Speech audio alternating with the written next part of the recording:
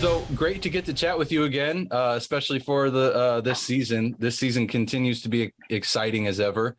The last time we talked, it was before the episodes had finally started rolling out. How are you feeling now that the episodes have been rolling out and the audiences have been very positive for them? It's actually pretty. I'm impressed. We shoot these things, we shoot them in a bubble. We have no idea what the final product is going to look like, and then it takes so long for post. So by the time we see it, it's like I'm seeing it for the first time. Like I forgot half of the stuff I said, or I forgot what the episodes were, I forgot the scene. So I'm watching it as a fan, and it's been pretty impressive to see the sort of jump from season 2 to season 3. And I've been telling people I'm just proud to be a part of it. So what has been some of your favorite things to explore through your character this season? This season, John, I've been saying sort of leave it to Lamar, right? Because there's a lot of episodes where John sort of figures something out and, helps out the ship and his castmates or whatnot. But I think the thing that I'm really enjoying for John is how much he really cares about being chief engineer. There are some moments where if you look at John season 1, where he's just comfortable being in front of the ship. I don't want to, cause any extra issues. I'm happy to be here. To see him now with all the space lingo and, quantum drive, perfection. It's been a cool journey to play him as an actor. And again, I just think John takes his job seriously and he's happy about it, and he's good at it. He is. And speaking of the sci-fi lingo, I mean, I can only imagine what it must be like from an actor's perspective to get a script with all of that technology or terminology in there. What is that like for you when you do get the script and you see how much of that you're going to have to remember for each scene?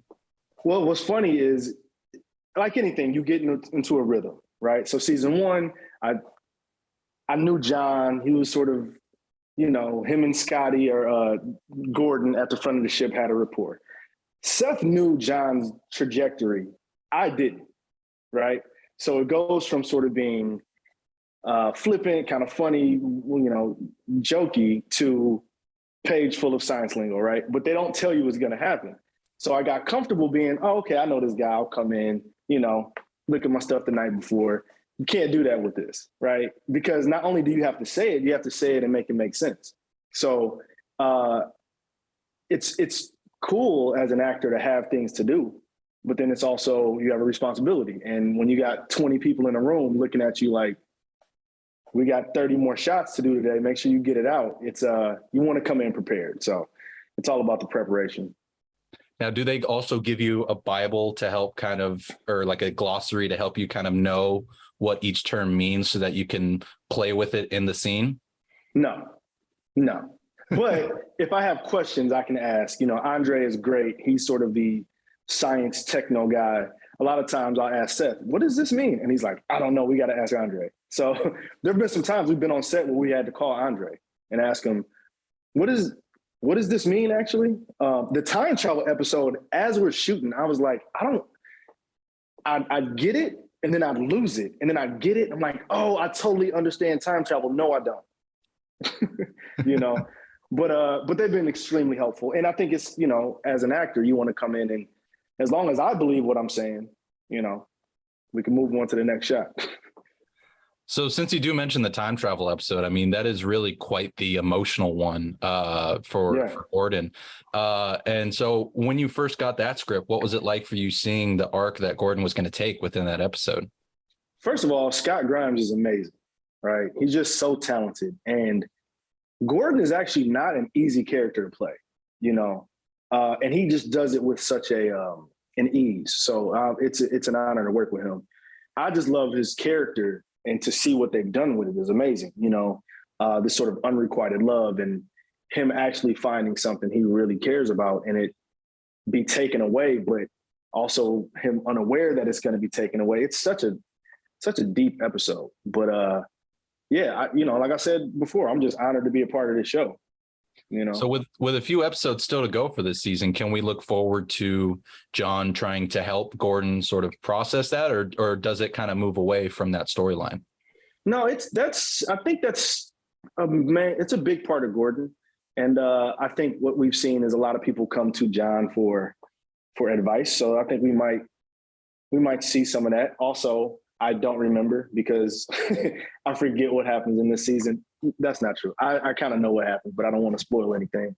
Yeah, and he also might come to me for another jacket with some zippers. I don't know yet. We'll find out. Hopefully, because I mean, John and as you mentioned, John and Gordon had such a great rapport, so it's always great when they're together on screen. Yeah. And then in the recent episodes, we also get to see you have a different kind of rapport with Tala, which I did not see coming. What was that like getting to explore that relationship?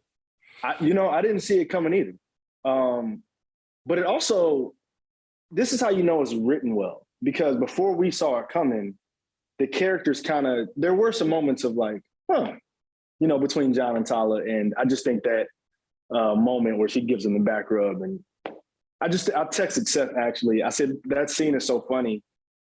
She's giving him the back rub and, John's making all his noises. But the shot to that wide with the rest of engineering overhearing it is just what makes that whole scene just kind of pop. And then John turns, and what's funny is before we would shoot, Jessica would just jump on me and I had to carry her into the frame, so camera's locked here and we just sort of bang into the wall and just crazy kiss. But yeah, I don't know. John deserves some happiness, right? He works hard. He's been outfitting the ship. He deserves a little TLC.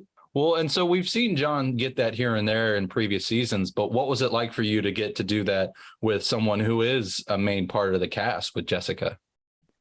Well, first of all, Jessica's awesome, just in general, and she's just a great actor. So it's easy to sort of do these things, People always think, oh, how's it kissing and stuff on camera?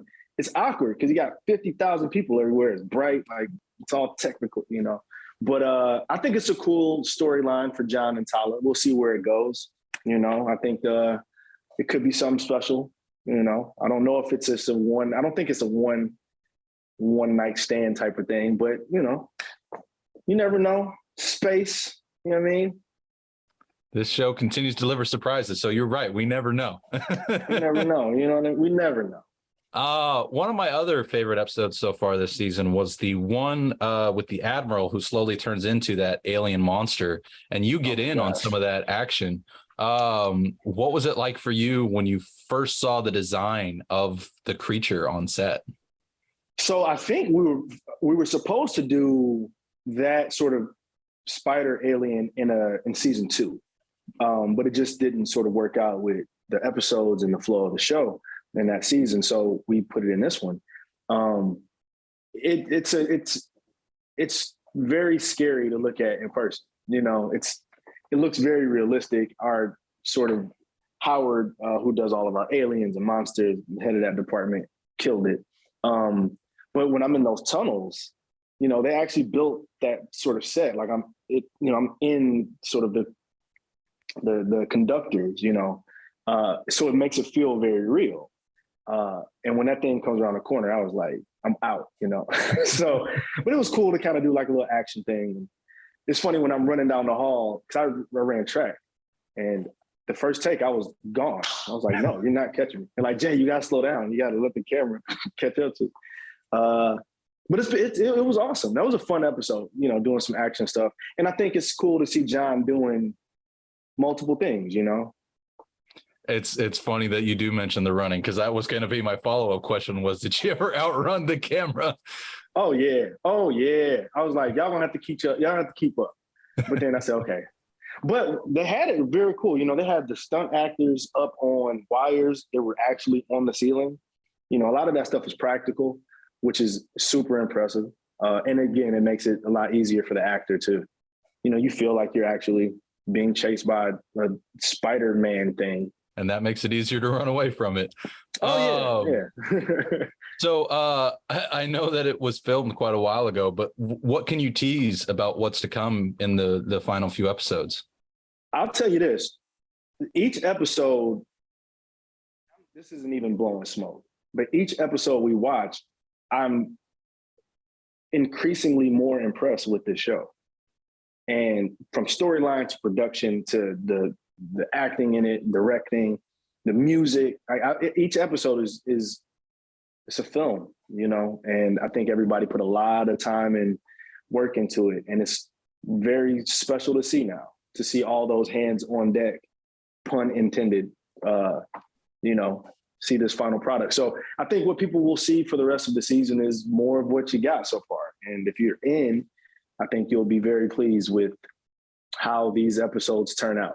And some storylines. I think there are a couple twists that you're going to go, oh, from episode 1 to the finale. All right. I look forward to seeing that because, this season's been has quite the heavy stories so far. So it'll be interesting to see where it goes next. Now, last time we talked too, I know you and Scott had jokingly mentioned doing a podcast for the series with you. All right. And I mean, yes, it was a joke, but you do often see a lot of these shows have actors creative podcasts. Would you ever seriously consider that with Scott? I would actually, and I think we'd have a good time.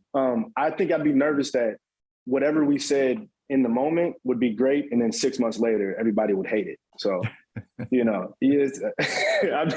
try to censor myself as much as possible. But I think that would be a super fun thing, especially to do with Scott. Even from season 1, we've always been paired with interviews and press, and we try to make it fun. And a lot of times you get asked a lot of the same questions, and but Scott's he's just awesome to work with, and also sort of talk about art and the show and character and behind the scenes stuff. Like, he really is, he's got a good insight on all of that stuff. And to me, that's also the fun stuff too. It's not just, the final product, it's everything that goes into it, Yeah, absolutely. You want to have that behind the scenes fun as much as on camera. Absolutely. Absolutely. Now, before I let you go, I didn't get the chance to ask about it last time, but this season did mark the final appearance of Norm McDonald for the show. And given that John and Yaphet have such a close relationship as the show goes on, what was that like for you, when you first heard about his passing? Oh, it was horrible. The cast immediately texted. Even beyond the show, Norm, was a legend. And, I grew up listening and watching him, so to be on a show with him was a very, very big deal for me. And I think we ended up going up to Seth's house that night or the next night, and we just watched a bunch of old stand-up and clips and had a couple little drinks to his honor. And it was nice that we opened up the season with that for him. And he just brought so much to the show, just his name alone and his voice. And it's hard to do that too, to make an animated sort of CGI character feel real.